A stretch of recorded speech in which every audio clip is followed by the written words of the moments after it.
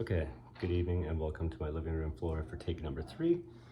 Having some difficulties because this connector is actually broken when my dog's tail knocked it off the table, so as long as I don't touch it.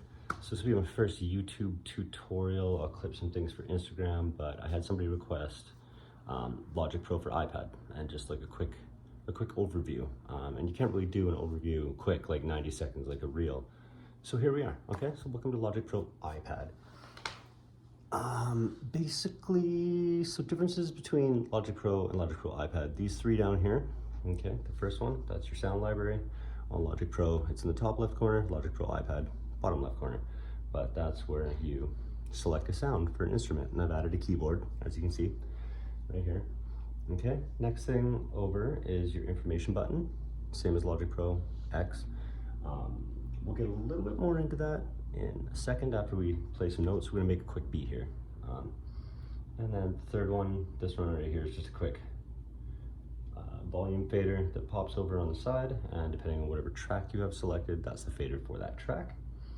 Okay, next important thing, up at the top, you can change your key and your tempo, just like in Logic Pro X. It's just touchscreen, so just touch it. Right? If I want to change tempo, boom, opens that up. Super cool. Okay, key, all right, major, minor, select your key. We're just gonna do A minor because it's real easy. Next up, the bottom. So right here at the bottom, this is normally up over here, right about here on Logic Pro X. But your first one is your editor, but I have nothing to edit right now. Your second one, same as Logic Pro X. This is a keyboard with Alchemy, so it opens that up. And then this third one, we'll get into this towards the end of the video. It's your control panel with all your faders, and there's gonna be a lot of information that we cover there. So I added a keyboard, but HDMI is not working for sound through because my connector's broken. So it's not, you can hear that because it's playing on the iPad speakers. Next thing, over here is a little plus sign. See the little plus sign right there? Okay, that's how we add an instrument. And just like Logic Pro X, very, very similar. We can add a pattern, a MIDI keyboard, audio like a microphone, or an AI drummer. So for all intents and purposes, I don't have time to sequence a beat. So I'm gonna add an AI drummer. And it comes up with this nice little thing right here. So these sliders that go up and down, okay, they vary the complexity and the intensity. And then over here, you can select what instruments are or are not. And then this number is kind of like a ratio of how many times those hit in an AI drummer. So let's just, a couple of those, let's add a bongo. And just like in Logic, oh no, this is an 8-bar one. See, AI drummer's 8 bars on Logic Pro iPad. So let's just see what it made, even though you can't hear it. Let me turn this up. Yeah, you won't be able to hear that. All right. Okay, so let's just go back and I'm gonna hit record. Oh, and this button here, this little yellow arrow thing, that's how you turn on your cycle range back and forth, or you can click on the bar and you can drag it with your finger to create a cycle range as well. So I'm gonna go back, I'm gonna loop the drummer all the way to there. I'm gonna hit record and I'm gonna make some really, really cool keyboard thing, but it's not gonna be really cool.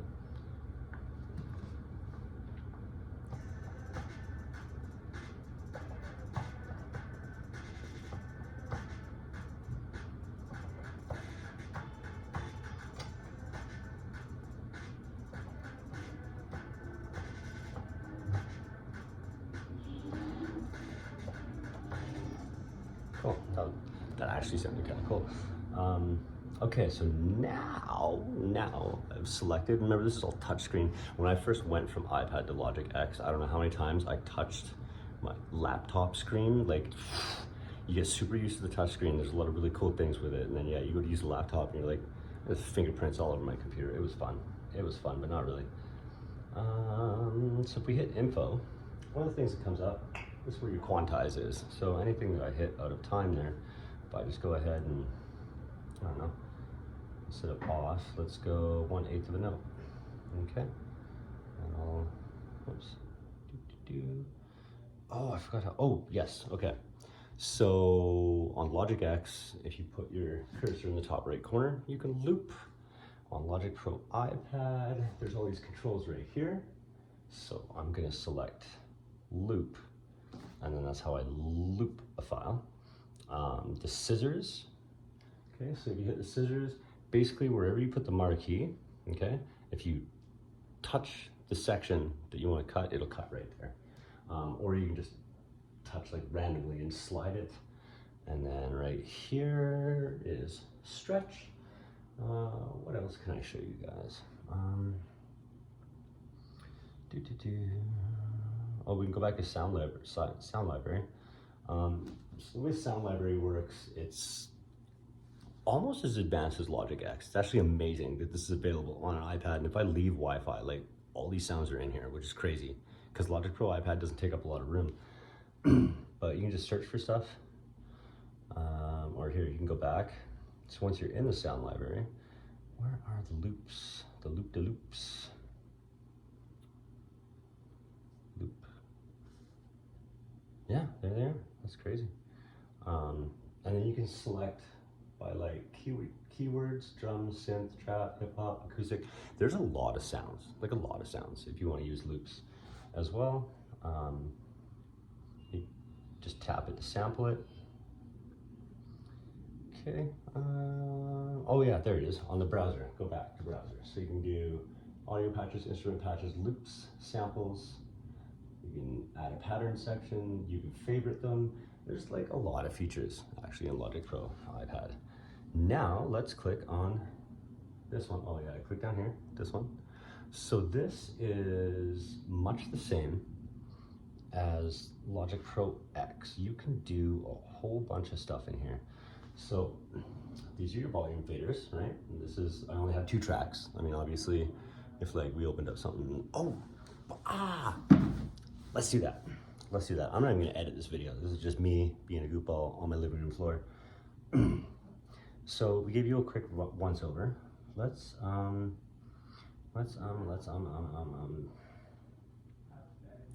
know what? I made a Christmas EP that was like a total flop because I had 2 covers and I didn't go through the proper process for that. Anyways, it's a long story. But let's do Jingle Bells just because I have more tracks and it was really, really fun. Missing audio files and plugins. Yeah, that's totally fine. Okay. And here we go. You can see we have lots of faders. And like Logic Pro X on the MacBook, we can also send things. So this is a little bit more simple. This is a little bit more easy to follow. So right here, where I have these little dials, this is bus 7, bus 3. We go over here, like if you were to just add a send, it's gonna add an auxiliary one over at the end. So basically what this is doing is these bells are sending, and this is kind of like a volume dial of how much the signal is sending. So let's just start with bus 3, okay? So the output is still stereo output. So the bells are going to my stereo out channel. But I'm also sending my bell signal to bus 3. And as you can see on bus 3, I have a space designer and another channel EQ added. And then by adjusting this dial, kind of adjusts how much of this effect. So let's say this space designer I wanted to use on like multiple instruments. Instead of adding it to every single instrument, just create an aux channel and send them over there, right? And then you can control how much with the dial on each one. So some of them you might send a lot, some of them you might send a little bit. To add anything in, gosh, I don't remember how I do this. Oh yeah, the plus sign. If you want to add a plugin on Logic Pro iPad, right there, hit the plus sign.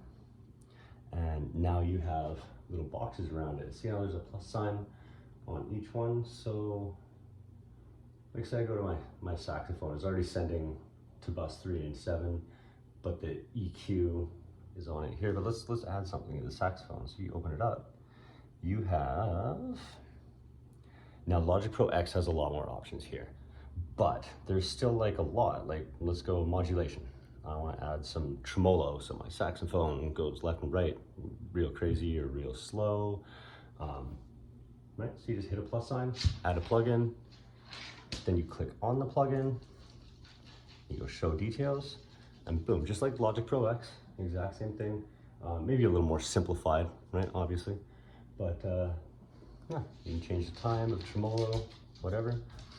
So we're gonna get more into this when I cover mixing. But I would highly recommend Logic Pro iPad. It cost me $8 a month for a subscription. It's really, really sweet, actually. And this is where you can really start learning about some of the advanced parts of mixing, and don't be afraid. Like back in the day, this used to be a physical board, right? There's lots of studios that still have them. The old analog, you know, in and out, wires in and out of the back of every, but this is just a digital version. I mean, I have tracks where there's like 30 of these, and it gets quite intense.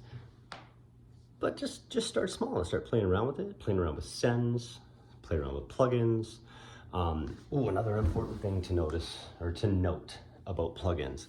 I can't remember how GarageBand works, and when I downloaded Logic Pro, GarageBand is gone off my iPad. There's no room for it. The order that these are in is the order that they will be processed in. That's important. That is really, really important. So on the bells, it's compressor first, then ensemble, then stereo delay, and so on. Like whatever order you put these in. So play around with that too. If you want, I can do some videos on like recommended ways to do it. There's also lots of resources on the internet. Like this is called your chain, right? And this is the order that you want it to go in. If you reverse that order or mix it up or do things things are going to sound weird or maybe different or maybe cool, who knows? But just think of it as every time you add a plugin, the first one gets processed, then it goes to the second one, then it goes to the third one, then it goes to the fourth one. Okay, and another cool thing that you can play with on Logic Pro iPad, and I'm going to get into this in depth with other videos. This cool little icon right here with the two circles in the line, that's called automation. Automation is dope. Automation is your friend. So you open that up. Now, basically, let's just do this repetition of thought synth. Okay, right now I only have two options, right? Alchemy or volume. So let's set it to volume. And let's select the pencil right here. And now everywhere I touch, boom, a dot will appear. Another dot will appear. Basically, what this does, okay, is I'm saying at the start of my track, the volume is 0 decibels. And as the track plays, it's gonna fade into this volume slowly. You can add as many points as you want. Well, I'm touching my TV screen, that's hilarious. Right? You can do all kinds of things with automation, so that would make it fade in slowly and then fade back down by doing that. I am now gonna, I don't know how to delete them on Logic Pro iPad. Oh, there we go. Okay, I got rid of them. I haven't used this for a while, so I'm like really, really sorry. I'm just trying to give a quick run around, kind of cover a whole bunch of things, if that's ideal for everyone here. What else can I cover? It's important. I mean, obviously, this is your 4 clicks when you hit record. You can turn that off if you want to. Metronome, right? Same as Logic Pro X. A few different, because everything's touch. Like if I wanted to select something, if you want to delete something, you just tap it, right? You can delete it, you can copy it, you can edit it. So basically just by tapping on them, this would be like right clicking, I guess, on Logic Pro. What else can we talk about? Color coding. You know, you'll notice from my videos that I color code things a lot. The more tracks you have, the more I would recommend that. I typically do melody instruments in like teal and green. Bass is always in purple, and my drums are always in red. Here's something I haven't covered. Logic Pro, iPad, or X. Your drum track usually has a little arrow on the side of it. So if you're wondering where you find the information about what you got going on, click that arrow. Now it shows you all the different instruments in that drum kit. If we go back over to our control panel, you're gonna notice that we have way more faders now. Look at them all. Look, oh shit, I just turned the volume up. That's okay, I won't save any changes. So now, this arrow is now opened up, and here's all the faders for your individual drums. So that's also good to know. I think that's it. That's a 15-minute video. I'm gonna upload this to YouTube. I'm also gonna make some clips and throw it on Instagram. I am gonna get better at this. I am gonna script this stuff. I ran really late tonight, and I promised somebody that I would give them a quick runaround intro to Logic Pro iPad. So I hope this helped. Ask me questions if there's specific things you want me to dive into. I will cover it. And like, follow, share, subscribe, all those cool things. Talk to you guys soon.